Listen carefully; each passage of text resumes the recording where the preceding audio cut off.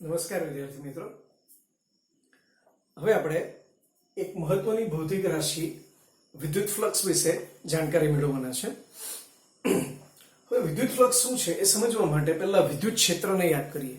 Right, સમજવા માટે હું એક સમાન વિદ્યુત ક્ષેત્રની ક્ષેત્ર રેખાઓ દર્શાવું છું.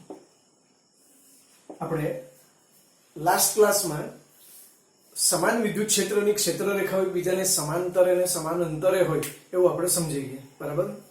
તો ધારો કે સમાન વિદ્યુત ક્ષેત્ર સદિશી છે. હવે આ વિદ્યુત ક્ષેત્ર જે રેખાઓ છે એની જે દિશા છે એને લંબ દિશામાં, ધારો કે અહીંયા એક લંબ દિશામાં કોઈ એકમ ક્ષેત્રફળ વાળી, ધારો કે અત્યારે જે પૃષ્ઠ છે એનું ક્ષેત્રફળ 1 એકમ જેટલું છે, તો તેમાંથી પસાર થતી આ જે ક્ષેત્ર રેખાની સંખ્યા, ધારો કે હું એને n કહું, તો એ ક્ષેત્ર રેખાની સંખ્યા આ વિદ્યુત ક્ષેત્રની તીવ્રતાના સમપ્રમાણમાં હોય છે. અથવા તો તમે એવું કહી શકો કે જે તે બિંદુ પાસે, વિદ્યુત ક્ષેત્રમાં જે તે બિંદુ પાસે વિદ્યુત ક્ષેત્ર રેખાને લંબ એવી દિશામાં એકમ ક્ષેત્રફળ વાળી સપાટીમાંથી લંબ રૂપે પસાર થતી ક્ષેત્ર રેખાની જે સંખ્યા છે, બરાબર, એને તે બિંદુ પાસે વિદ્યુત ક્ષેત્રની તીવ્રતા કહે છે. બરાબર છે? પણ હવે ધારો કે આ પૃષ્ઠ છે એનું ક્ષેત્રફળ 1 એકમ નથી. બરાબર છે? ધારો કે એનું ક્ષેત્રફળનું મૂલ્ય ડેલ્ટા સદિશ s જેટલું છે, એટલે મૂલ્યનું ડેલ્ટા s જેટલું છે અને એ સદિશ રાશિ છે ડેલ્ટા s. બરાબર? તો હવે ડેલ્ટા s જેટલા ક્ષેત્રફળમાંથી પસાર થતી ક્ષેત્ર રેખાની સંખ્યા શું હશે એ આપણે જાણવું છે. તો આપણે પદ માંડવાનું કે 1 એકમ ક્ષેત્રફળમાંથી લંબરૂપે પસાર થતી ક્ષેત્ર રેખાની સંખ્યા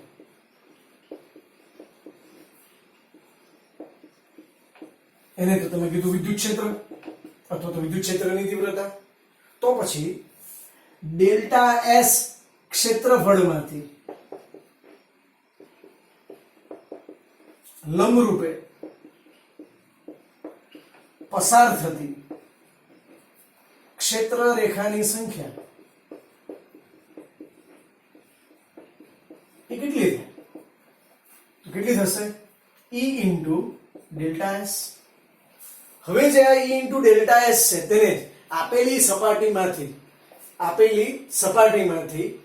પસાર થતું વિદ્યુત અથવા તો સપાટી સાથે સંકળાતું વિદ્યુત ફ્લક્સ કહેવામાં આવે. વિદ્યુત ફ્લક્સને નોર્મલી phi જેવી કોઈ સંજ્ઞાથી દર્શાવવામાં આવે. અત્યારે હું એને દર્શાવીશ delta phi is equal to E into delta s. હવે અહીંયા જે E છે એ પણ સદિશ છે અને ડેલ્ટા s એક ક્ષેત્રફળ સદિશ છે. બરાબર છે? એને ધ્યાનમાં રાખશો. હવે આપણે ફરીથી એક બીજો કેસ લઈએ કે ધારો કે સમાન વિદ્યુત ક્ષેત્રની ક્ષેત્ર રેખાઓ આવી ગઈ છે. હવે એક ક્ષેત્રમાં, ધારો કે ક્ષેત્રનું મૂલ્ય સદિશ E છે.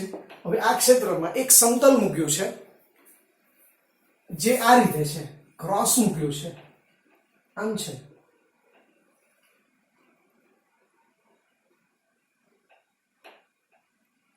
આ રીતે મૂક્યું છે. બરાબર છે?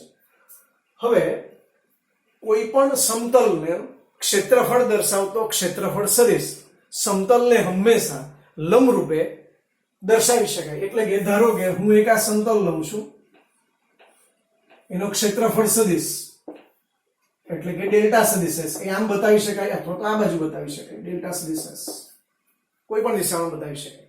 અત્યારે આ જે ક્ષેત્રફળ સદિશ છે તેને હું આમ બતાવું છું ડેલ્ટા સદિશ s, જે વિદ્યુત ક્ષેત્ર રેખા સાથે થીટા કોણ બનાવે છે. બરાબર છે? હવે તેવા કિસ્સામાં વિદ્યુત ફ્લક્સ કેવી રીતે શોધવું એક પ્રશ્ન છે. બરાબર છે? હવે એ સમજવા માટે આપણે આ જે સમતલ છે એને આ રીતે પહોળું ન બતાવતા હું સિંગલ લાઈન થી સમજાવું છું, એ તમને વધારે સમજ પડશે. તો ખાલી એને હું એક લાઈન તરીકે દર્શાવું છું, એટલે કે સમતલ અત્યારે આમ હશે. બરાબર છે?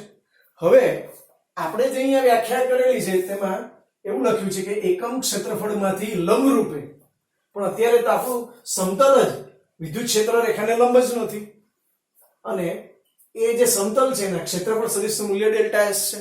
તો પહેલા હું શું કરીશ કે આ ક્ષેત્રફળ સદિશનો વિદ્યુત ક્ષેત્રની દિશાનો એક ઘટક શોધીશ. એ ઘટક ને હું કહીશ ડેલ્ટા એસ કોસ થીટા. બરાબર છે. હવે જેનો ક્ષેત્રફળ સદિશ ડેલ્ટા એસ છે તેને હું આ લાઈન વડે દર્શાવતો હોઉં, એટલે અહીંયા એક સમતલ તરીકે બતાવતો હોઉં, તો જેનો ક્ષેત્રફળ સદિશ ડેલ્ટા એસ કોસ થીટા છે એને અનુરૂપ જે સમતલ છે એ આમ મારે બતાવવું જોઈએ. એકચ્યુઅલી ત્યાં છે ને, પણ આ સમતલનો વિદ્યુત ક્ષેત્રની લંબ દિશાનો આ ઘટક બતાવેલો છે એવું કહેવાય. હવે તે આપણી વ્યાખ્યામાં ફિટ થાય છે. બરાબર, જોજો ફરીથી લખું છું. એક એકમ ક્ષેત્રફળ માંથી તેને લંબ રૂપે પસાર થતી ક્ષેત્ર રેખાની સંખ્યા બરાબર જી. therefore ડેલ્ટા એસ ક્ષેત્રફળમાંથી તેને લંબ રૂપે પસાર થતી ક્ષેત્ર રેખાની સંખ્યા કેટલી થાય? ડેલ્ટા એસ નહીં, પણ અહીંયા લખવું પડશે delta S cos theta. Delta S cos theta, તો એ સંખ્યા કેટલી થશે? તો E into delta S cos theta. તો આને શું કહેવાનું? આપેલા સમતલમાંથી પસાર થતું વિદ્યુત ફ્લક્સ કહેવાનું. એટલે તેને હું લખીશ delta phi is equal to E delta S cos theta. હવે E સદિશ રાશિ છે, ડેલ્ટા એસ પણ સદિશ રાશિ છે, અને E અને ડેલ્ટા એસ વચ્ચેનો ખૂણો જો થીટા હોય તો આને હું આમ પણ લખી શકું સદિશ E ડોટ ડેલ્ટા સદિશ એસ. એટલે કે બે ભૌતિક રાશિનો કેવો છે? ડોટ પ્રોડક્ટ છે. ડોટ પ્રોડક્ટ એટલે કેવો? ગુણાકાર, અદિશ ગુણાકાર. તો બે ભૌતિક રાશિનો એવી રીતે ગુણાકાર થયેલો છે કે પરિણામી રાશિ કેવી મળે છે? અદિશ. એટલે વિદ્યુત ફ્લક્સ એ અદિશ રાશિ છે. એ માત્ર શું છે? વિદ્યુત ક્ષેત્ર રેખાની સંખ્યા જ છે. બરાબર છે. અને સંખ્યાને કોઈ એકમ નથી હોતો, કોઈ પારિમાણિક મીન્સ એની કોઈ દિશા નથી હોતી, એને ખાલી મૂલ્ય જ હોય છે. ફાઇન. તો ડેલ્ટા ફાઈ બરાબર સદિશ E ડોટ સદિશ ડેલ્ટા એસ, એ ફ્લક્સનું સૂત્ર આપણને મળ્યું. હવે જો ફ્લક્સના જુદા જુદા કિસ્સાઓ સમજવા હોય તો આપણી પાસે સૂત્ર છે delta phi is equal to E delta S cos theta. એમાં થીટા બરાબર ધારો કે 0 લઈએ, એટલે કે જે સમતલ છે એ વિદ્યુત ક્ષેત્રને કેવું છે? લંબ છે. બરાબર સમજો. એટલે કે એનો ક્ષેત્રફળ સદિશ ડેલ્ટા સદિશ એસ એ વિદ્યુત ક્ષેત્ર સદિશ E ની દિશામાં જ છે. એટલે બંને સદિશો એક જ દિશામાં હોય તો થીટા બરાબર 0 થશે. એટલે કે થીટા બરાબર 0 લઈએ તો આ જે ફ્લક્સ છે ડેલ્ટા ફાઈ એ E ડેલ્ટા એસ જેટલું મળે. cos 0 is 1. આ જે ફ્લક્સ હશે એ એનું મહત્તમ મૂલ્ય હશે, ફાઈ મેક્સિમમ હશે, ડેલ્ટા ફાઈ મેક્સિમમ.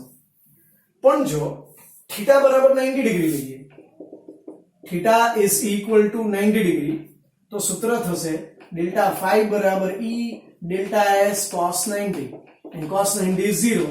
તો આન્સર શું થઈ જશે? 0. બરાબર. એટલે સમતલ કેવી રીતે રાખેલું હશે? તો આ ક્ષેત્ર રેખા હોય તો સમતલ આમ રાખ્યું હોય તો એનો ક્ષેત્રફળ સદિશ આમ આવશે.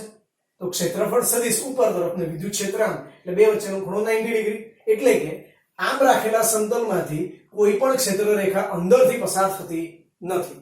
તો તેના માટે વિદ્યુત ફ્લક્સ શું ગણવું? 0. તે જ રીતે જો થીટાનું મૂલ્ય ગ્રેટર ધેન 90 ડિગ્રી હોય તો તે દરેક થીટા માટે cos થીટાનું મૂલ્ય નેગેટિવ મળે છે. જેવું કે એક ઉદાહરણ લો કે theta is equal to 180 degree અને cos 180 ડિગ્રી ઇઝ -1.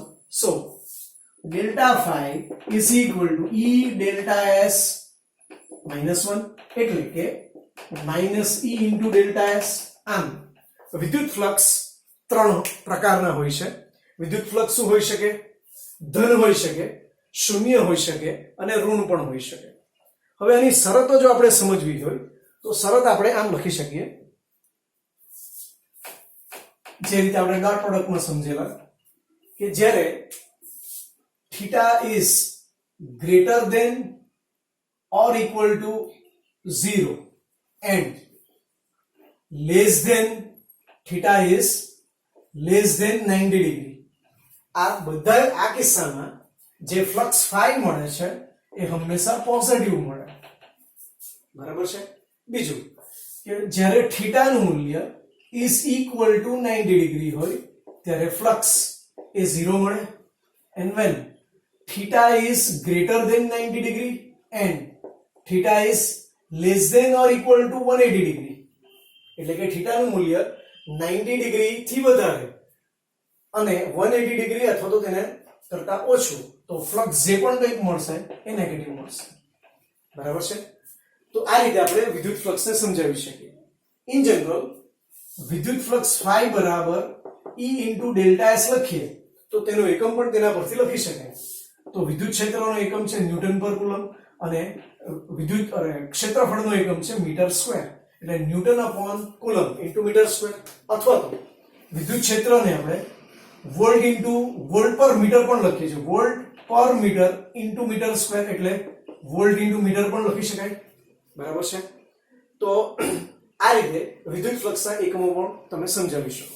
પણ હવે તમે જુઓ તો આગળનો કિસ્સો કે આ કિસ્સો એમાં જે વિદ્યુત ક્ષેત્ર લીધેલું છે એ સમાન લીધેલું છે, પણ શું વ્યવહારમાં દરેક વખતે વિદ્યુત ક્ષેત્ર સમાન જ હોય દરેક જગ્યાએ?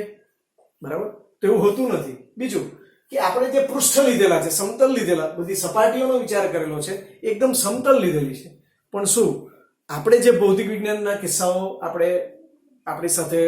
આપણે જેની સાથે ડીલ કરવાના છે, બરાબર, એમાં શું દરેક વખતે આ જે સમતલ છે એ દરેક વખતે શું આવું સપાટ જ હશે કે કેમ?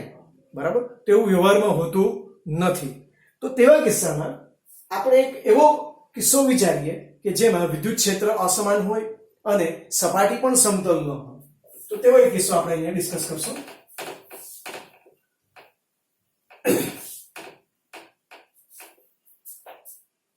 ધારો કે એક અનિયમિત આકારની એક સપાટી છે, ધારો કે ત્રિપારિમાણિક કોઈ ઓબ્જેક્ટ છે અને એમાંથી એને એક વિદ્યુત ક્ષેત્રમાં રાખેલું છે જે વિદ્યુત ક્ષેત્ર અસમાન છે.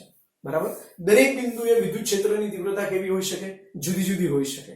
તો તેવા કિસ્સામાં આ સપાટીમાંથી આની જે બાહ્ય સપાટી હશે એમાંથી પસાર થતું વિદ્યુત ફ્લક્સ કેવી રીતે શોધવું? તો એકદમ સરળ છે. તો પહેલું કામ કરો કે આપેલા પદાર્થની મુક્ત સપાટી પર એક નાનો પૃષ્ઠખંડ વિચારો. ધારો કે તે ડેલ્ટા એસ છે. હવે તે સદિશ રાશિ છે એટલે એને સપાટીને લંબ રૂપે આપણે તેનો ક્ષેત્રફળ સદિશ બતાવી દેવાનું. એટલે એનું મૂલ્ય ડેલ્ટા એસ જેટલું છે, એનો ક્ષેત્રફળ સદિશ જો ડેલ્ટા એસ જેટલો હોય તો તેને આપણે આમ બતાવી દેવાનું. હવે બરાબર વિચારજો, આપણે આગળ એવું શીખ્યા કે ધારો કે કોઈ એક સમતલ છે, એક સમતલ સપાટી છે, સમતલ સપાટીનો ક્ષેત્રફળ સદિશ એ સપાટીને લંબ રૂપે આ બાજુ અથવા તો તમે આ બાજુ બતાવી શકો, બંને બાજુ બતાવી શકાય. ક્ષેત્રફળ સદિશની લંબાઈ એ તેનું મૂલ્ય બતાવે અને દિશા, જે સદિશનો તીર જે દિશામાં હોય તે દિશામાં તેની દિશા હશે. બરાબર છે. હવે જો આ પૃષ્ઠને હું આ રીતે વાળી દઉં તો હવે ધારો કે અહીંયા કોઈક નાનું એક સમતલ અથવા તો નાનો ખંડ વિચારો તો તેનો ક્ષેત્રફળ સદિશ સપાટીના જે તે બિંદુ પાસે સ્થાનિક રીતે લંબ દિશામાં જ આવે. ધારો કે અહીંયા વિચારું તો એ આ લંબ દિશામાં આવે, અહીંયા વિચારું તો આ લંબ દિશામાં આવશે. પણ એ ક્યાં નથી આવતો? એ હવે અંદરની બાજુએ, આ તો બંધ થઈ ગયું ને, એટલે અંદરની બાજુએ બતાવવાતો નથી. આ વાતને ધ્યાનમાં રાખીએ અને એવું વિચારીએ કે આ જે પૃષ્ઠખંડ છે એને હું ડેલ્ટા સદિશ S1 કહું છું. એ બિંદુ પાસે જે વિદ્યુત ક્ષેત્ર રેખા છે અથવા તો વિદ્યુત ક્ષેત્રની તીવ્રતા છે એને હું સદિશ E1 કહી દઉં. તો આ નાના પૃષ્ઠખંડ સાથે સંકળાયેલું વિદ્યુત ફ્લક્સ એ થશે સદિશ E1 ડોટ ડેલ્ટા સદિશ S1. જો તમને આ બે વચ્ચેનો ખૂણો θ1 ખબર હોય તો તમે લખી શકો E1 ડેલ્ટા S1 cos θ1, અને હું ડેલ્ટા φ1 કહી દઉં. એ જ રીતે હવે મારે બીજું એક સમતલ વિચારવાનું બધી જગ્યાએ, એટલે મને ડેલ્ટા phi2 મળે સદિશ E2 ડોટ ડેલ્ટા S2, જ્યાં E2 એ હવે કઈ E1 ની દિશામાં હોય તે જરૂરી નથી અને ડેલ્ટા S2 એ ડેલ્ટા S1 ની દિશામાં હોય તે જરૂરી નથી, ગમે ત્યાં હોઈ શકે. એ જ રીતે હું આખી મુક્ત સપાટીને આવા નાના નાના સૂક્ષ્મ ખંડોમાં વિભાજિત કરી નાખું અને તેની સાથે સંકળાયેલું આવું સૂક્ષ્મ ફ્લક્સ હું શોધી નાખું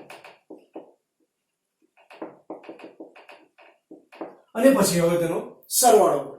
એટલે કે પરિણામી ફ્લક્સ phi બરાબર delta phi1 plus delta phi2 up to delta phi n. બરાબર છે? તો phi બરાબર મારે લખવું પડે સદિશ E1 ડોટ ડેલ્ટા સદિશ S1 પ્લસ સદિશ E2 ડોટ ડેલ્ટા સદિશ S2 અપ ટુ સદિશ En ડોટ ડેલ્ટા સદિશ Sn. હવે એને થોડાક ટૂંકા સ્વરૂપમાં લખવું હોય તો સિગ્માના સ્વરૂપમાં આપણે લખી શકીએ phi બરાબર સિગ્મા ઓફ સદિશ EI ડોટ ડેલ્ટા સદિશ SI, where I is varying from 1 to n.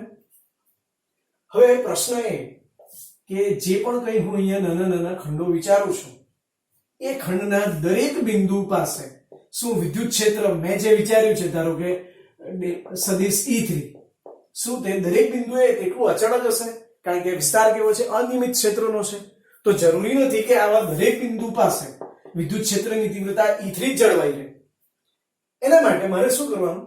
Delta S ને બને તેટલો નાનો વિચારવાનો. જો હું ડેલ્ટા S ને ખૂબ જ સૂક્ષ્મ વિચારું તો એવું લઈ શકું કે એની અંદરના દરેક બિંદુ પાસે વિદ્યુત ક્ષેત્રની તીવ્રતા અચળ હશે. તેવા કિસ્સામાં એટલે કે limit delta S tends to 0 ની લિમિટમાં આ સમીકરણને આપણે આમ લખી શકીએ phi is equal to integration સદિશ E dot સદિશ ds. ફાઇન. અને વિદ્યુત ક્ષેત્રનું આપેલા પૃષ્ઠ પર પૃષ્ઠ સંકલન કહેશું. શું કહેશું? આપેલા વિદ્યુત ક્ષેત્રનું આપેલા પૃષ્ઠ પર શું કહેશું? પૃષ્ઠ સંકલન કહેશું. તો આ પૃષ્ઠ સંકલનને જ આપણે શું કહેશું? વિદ્યુત ફ્લક્સ.